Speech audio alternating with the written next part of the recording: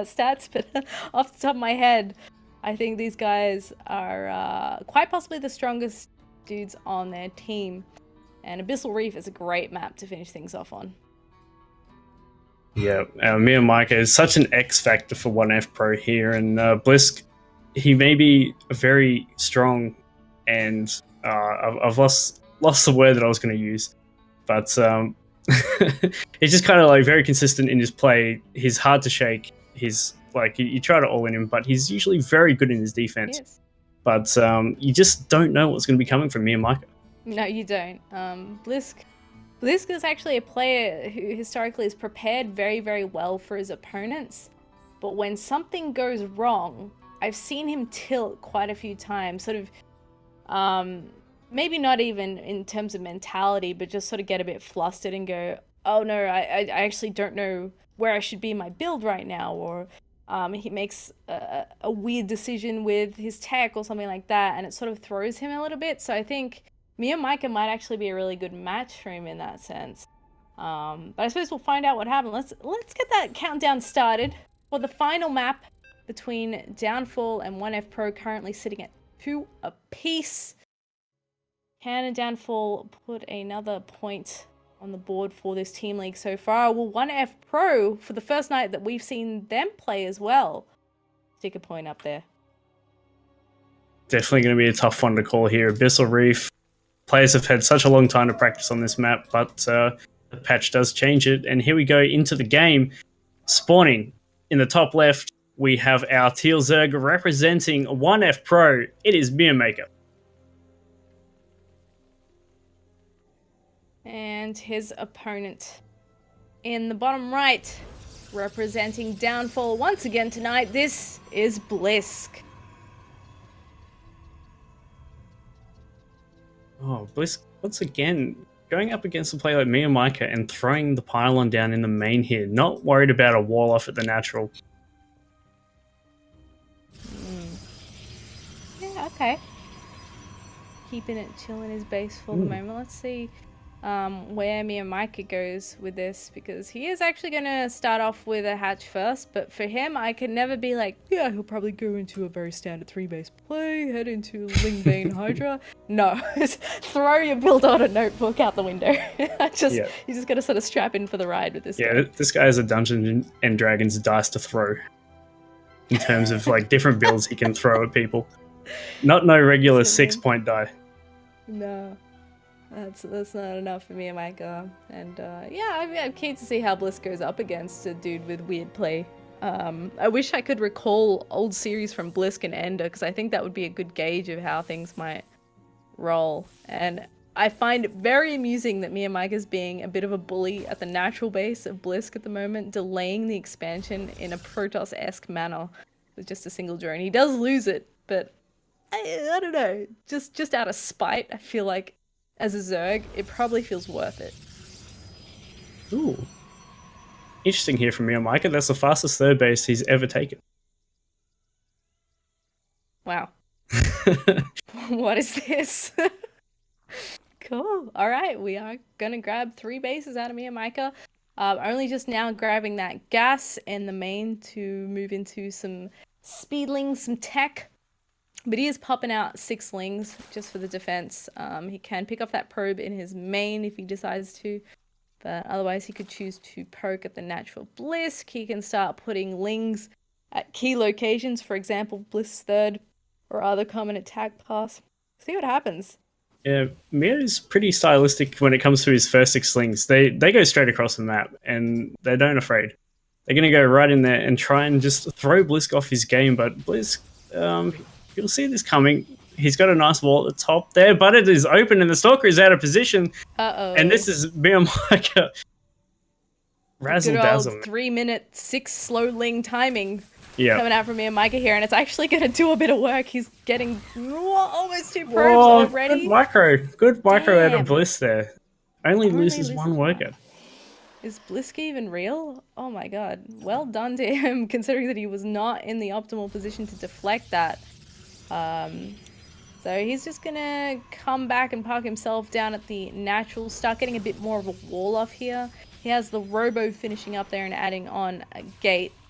And Meomaika at this point has seen the Robo there. He's seen that there's not really any other tech to note in the main just yet. So that's some helpful intel for him moving into the mid game. Yeah, indeed. Meomaika, he's got one gas still at the moment, just going to be droning up a bit. Really kind of saturate the third bases. I feel so out of place. Yeah, it does sort of throw you for a loop, doesn't it? Meomaika's going to grab himself a Baneling Nest. He's getting the lair, so we'll see if he sticks with the Hydro-heavy composition behind this. He still hasn't really invested too much in the gas count, but his lair's still a little ways off, so there's still time for him to take all those geysers if he is going to go full-on Hydro mode. I suppose one of the other nice things about where he's taking this third base is that he can potentially spread the creep out quite fast. But just due to the way his build's worked out, he's only just now getting that third queen, and he hasn't really had a lot of space to start dropping creep tumors. Yeah, no queen out of this though just yet, but still making a lot of lings here as Meomaika. It looks like he's going to go for another little attack here at the front, but this is looking like a pretty fortified position out here from Blysk. I don't see Meomaika really kind of cracking in here. Yeah, this is one thing that he tends to do a lot. He just makes units and sees if he can get you with it. Sort of like a random anti-timing, if you will. Just sort of comes out of nowhere. And as long as he keeps his lings alive, it's not too bad. Of course, his drone count will suffer a little bit. Like, he could have been at 60-something drones by now if he wasn't making all these lings. But that's just sort of the way Meomaika plays, right? He always has more units than you'd kind of think he would at any given moment. Yeah, interesting out of Blysk here. He's got 2 Immortals on the map already. No third base as of yet either. And he's up to 6 gates. Actually, is he adding on some more? No, just still going up to the 6 right now. Charge finishing up with that Warp Prism, and then he can start putting some herd on in the Zerg territory. We do finally have some Hydras coming out for Meomaika, plus the Muscular Augments coming out there as well for that delicious movement speed and range. And the 4th base is going to pop down here soon as well. And so far, Meomaika, I've got to say, he's had a pretty easy run of it. Like, Blysk hasn't put any pressure on him, really, because Meomaika's been the one running around with a bunch of lings the whole game. Yeah, and the lings are on the other side of the map at the moment, and Blysk, he's got his Warp Prism stationed above that 4th base. Looks like he might try and warp in and get a cancel on here. But Hydra's moving into position. Blysk a little bit slow with the warp-ins there. Maybe just trying to bait a few units over there. He's going to be a little bit late. Get out of there, buddy! Oh. Alright, he will save it for the moment. And now Meomaika is alerted to the fact that that is a thing that exists. And as such, he's going to have to keep tabs on that so that he doesn't end up with, I don't know, 8 zealots in his main base or something while he's trying to push out on the map. And as I say that, he is trying to dip into this 3rd base of Blysk with a bunch of lings. Yeah, still very ling heavy, but the supply right now for Meomaika is quite up there. He's definitely got a sizable force. He's got a good drone count. His 4th base is there. And, I was going to call him Flash for a second there, but Blysk, he's going to start getting right up there in the units too soon. Like, his probe count's looking pretty good. He'll just have to move his probes across to that 3rd base. But it doesn't look like Meomaika really wants to let him settle on this 3rd base. No, he doesn't. He's been antsy this whole game, to be honest. Sort of throwing stuff at him, taking little jazzulines, going, "Come on, are you leaving? Is there anything I can pick off? Can I run by into a mineral line?" And so he's starting to knock down rocks and stuff to open up all these attack paths and try and get the... I guess he's keeping Blysk honest. He's keeping tabs on him as well. But you can bet, as soon as he is one toe out of line, Meomaika's going to seize the day and really mess him up. Yeah, a nice little force field trap there, but he's pulled the army out of position, gets one free icon in the middle of nowhere, but does react in time here. He does get a bunch of Hydra kills with those force fields, returns serve on those lings and forces them away. And so good defense there by Blysk, and he's now pretty much in the stage where he's just going to power up. Yeah, and this is what I tend to think of when I watch Blysk. Gets his 3 base, and then he starts to get really scary because he just sits there until he has this really terrifying Protoss composition. He's going to march out there with a lot of confidence, and he's going to find the right position to make sure that the Zerg army really has no chance of getting a good engagement. So it has been a pretty tame game, all things considered, despite Meomaika's efforts, because Blysk has been pretty content to just sit back. He may do a little bit more with that Warp Prism in a bit now that he's warping in some DTs and some Zealots at the north. But Yeah, otherwise, he hasn't done that much. I like how Meomaika still has a little force in position there to defend against that, and he even has an Overseer there. Oh my god, this guy. Oh man. He cleans up those Zealots with ease. Now those DTs are heading into the main base where there is no detection right now. Uh-oh. That's certainly something that will pull Meomaika back to defend. The Queen goes down and a bunch more units are being walked in. A couple more DTs. He gets the Warp Prism, but not before the DTs finish. So now he has 4 DTs with free reign in this area until an Overseer joins the party. Yep, the whole army's been forced home to deal with these DTs, and they're getting a lot of free kills here before the Overseer moseys its way on over. Well, actually, another DT in the main. There's no detection there. 10 more, 11 workers going down. All right, calm down, DT buddy. He got 9 kills, so he's earned his paycheck for the day, that's for sure. And all in all, that went pretty well for Blysk. He did get quite a bit of value, taking out Hydras, some Lings, some Drones, some Queens, with just those 4 DTs, so can't be too upset about that despite losing the Warp Prism. And he gets a good scout of where Meomaika's tech is as well. He sees, okay, no Hive, he's still just sitting on Hydras and Lings. So I do wonder what he's going to add to his Protoss composition from here, if anything, because I mean he's at about 160. Is it time for him to push? He's going to keep expanding. What's the deal? Yeah, I'm not too sure where Blysk is kind of going at the moment. Like, his tech hasn't really advanced that much. He's still very much on the gateway heavy ground army with some immortal support. No real like large amount of Archons being warped in, but here comes Meomaika with a multi-pronged attack here on the natural and the third base. Lots and lots of Hydras all over the place. Yeah, he's doing a good job using force fields to buy some time on the left here, while up towards the third base he finishes off the other group with mostly charge lots and the help of a couple of immortals. Things are a little bit messy for him at the moment because he's pulled in a few different directions, but it looks like once again he has managed to deflect Meomaika from doing too much damage. Yeah, nice cancellation though on that 4th base. Really kind of slows Blysk down now, because we are starting to get into that point where Blysk does need a 4th base. The main base is now down to its last 8 mineral patches. So economy is key here for Blysk very shortly. As Meomaika, he's up on 5 bases. He doesn't have to worry about his economy right now. 82 drones mining away. Yeah, this 4th base is going to need another cancel over here. Oh, no cancel. Uh-oh. That's a nice pick off for Meomaika, who's maxed out right now. So he's chilling. He's like, come on, man. I actually need some supply. He's rolling some Banelings in here. They will get some hits on the Zealots, but otherwise a very inefficient trade. But you know what? He's heading to Hive. He's getting more Lings. He's starting to get some melee upgrades. Double Evos on the way. And that'll really help him push that forward if he wants to invest a little bit more in the melee side of things.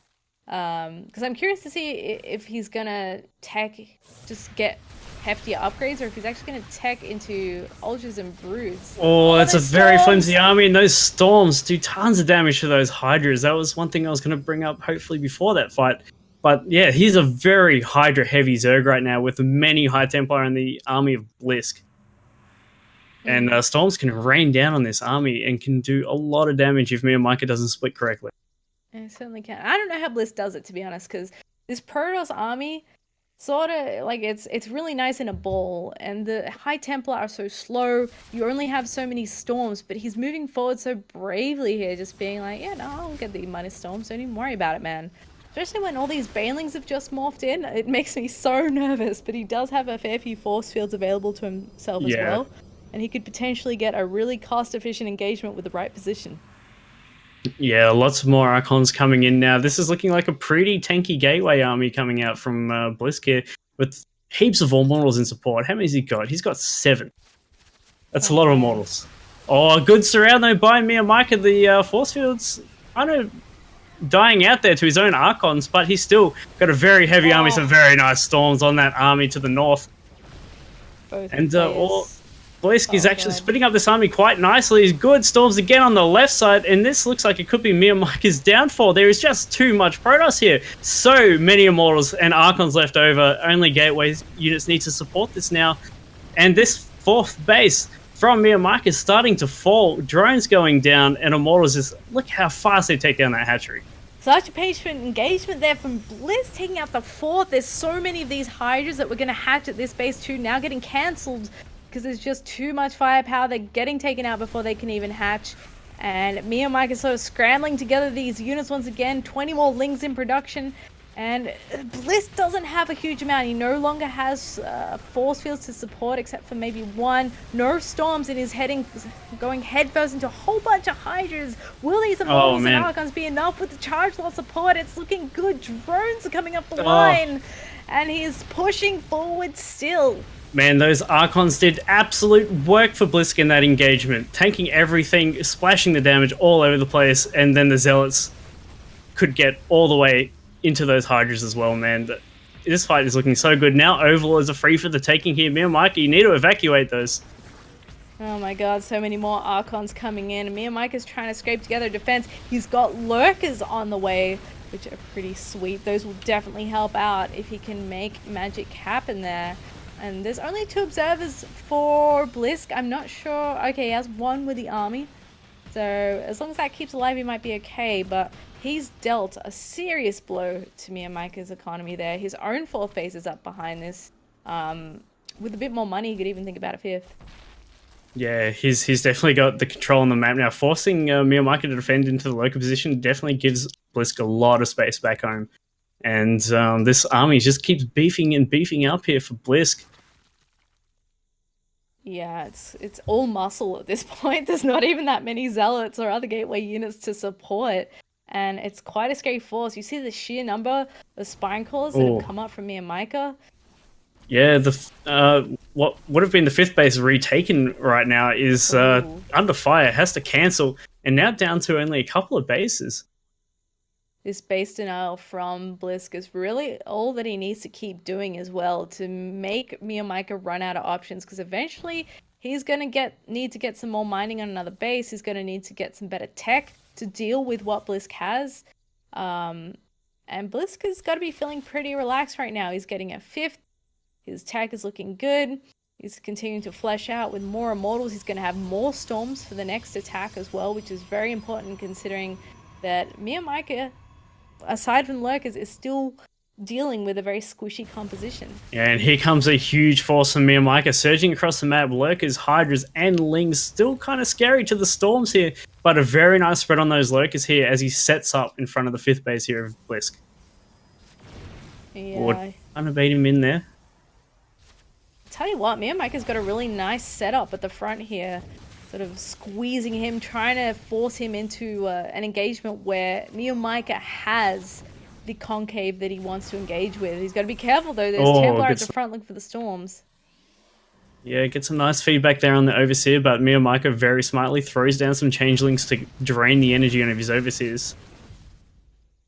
Yeah, Blysk is not really taking the bait with this Lurker. Oh, he's coming in for the fight here. A good thread for Meomaika, but it's just too much Protoss. There's so much tanking for these Archons. All the Banelings have gone down. Storms raining on top of the Hydralisk. The Immortals just dealing damage from the back. And does he have... I don't think he has detection. Oh, there it is. There's the Observer. Comes in from the back. Christmas is saved. Yeah. It's all good. Man, those Lurkers could have had an absolute field day. I tell you what, that was pretty nicely done by Blysk. Always a bit of a nerve-wracking moment when you decide to go for that engagement against the Ling, Bane, Hydra, Lurker army, but he got the Banelings to mostly crash into the bulk units at the front, the Archons, the Immortals, and the Storms just really polish it off here for Blysk. So Meomaika down at 76 supply is trying to make things happen here, but Blysk still has so much left over. He just face tanked Banelings into a Hydralisk. And GG. There you have it, guys. Meomaika taps out, and Blysk brings it home for downfall there, putting that last point on the board with a 3-2. My goodness. Blysk is looking so good. Yeah, Downfall now sitting in a 2-0 position here, sitting on tying up the ladder actually with SYF Gaming there. And interesting matchup coming up next week. It's going to be SYF Gaming versus Downfall. It's going to be a battle for the top of the table. That's it, and I'm sure you have definitely no bias in who you want to win that one, buddy. Yeah, we'll be working on our stuff, and they'll be working on theirs. It's going to be a very interesting night, I think. Yeah, I'm actually really keen for that match. But guys, you know what? It's only Wednesday, the 29th of November, so we actually have 2 more series, I think, before that happens. So tomorrow night, we get to see 1F Pro again. They're going up against Legacy this time. And then the following Tuesday will be Legacy versus OSC Elite before we see SYF versus Downfall on Thursday next week. So I'm hyped for all these matches. One thing that I'm really, really pleased about for this team league, because it's the first pro league style format we've tried to run with Blizzard, is that the teams have actually come out very even, which is great considering that a lot of the teams for this league sort of went, right, we need to pick up some more players. And I think it's worked out very well.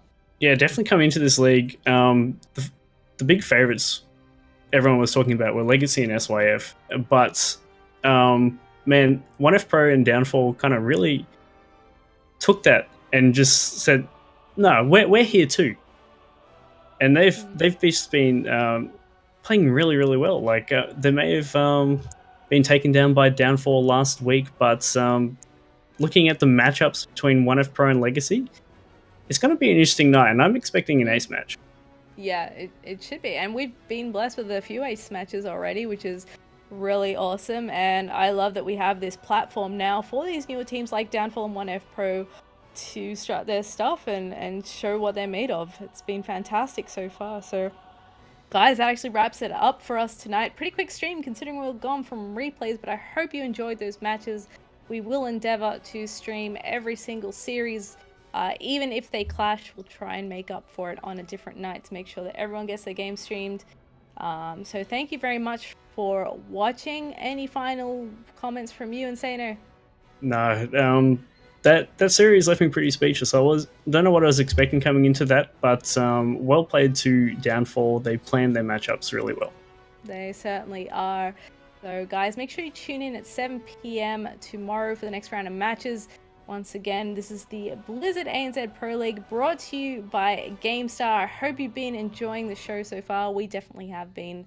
And we will see you tomorrow.